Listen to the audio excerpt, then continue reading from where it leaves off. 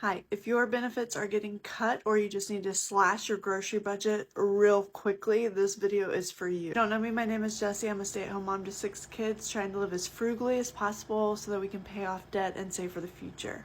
Today we're talking about lentils. Now, I have talked in other videos about how I use lentils to stretch meat and other dishes because it adds fiber and protein to dishes so you can use less meat and it fills up the bellies more. A lot of people don't know how to prepare them, and so we're going to do a quick little video about how to make them. You can buy these at Aldi, and they're really versatile. They don't really have a strong taste, so you basically can add them to anything and they will just take on the taste of whatever it is you're making. I generally have to disguise them because if I just made lentils, I don't think my kids would eat them, or I can add them to pretty much any dish and it fills them up more, but they don't even realize that there's something in there filling them up. Also can supplement any protein deficiencies in the meal if you have to use less meat because things are tight right now. So what you want to do to prepare them, you want to start by rinsing them, because I'm going to start preparing amount of lentils for the week that's just going to be sitting in my refrigerator that's already cooked, so I can just throw into whatever dish I'm making.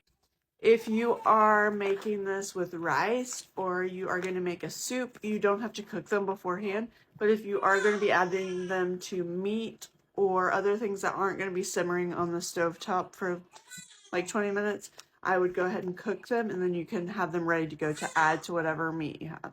But you don't have to soak them, so it's different from beans in that way. I'm putting them in this mesh colander so that I can rinse them out and look through it and they won't fall down between.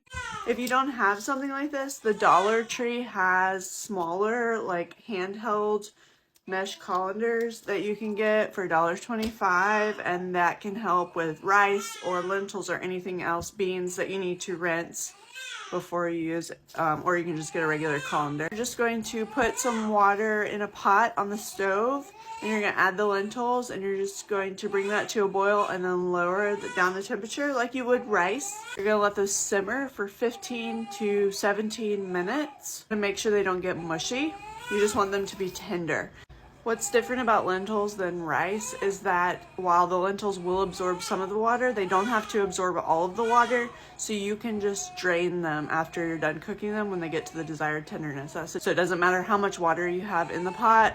Alright, my lentils are done, and this is what they look like in the pan.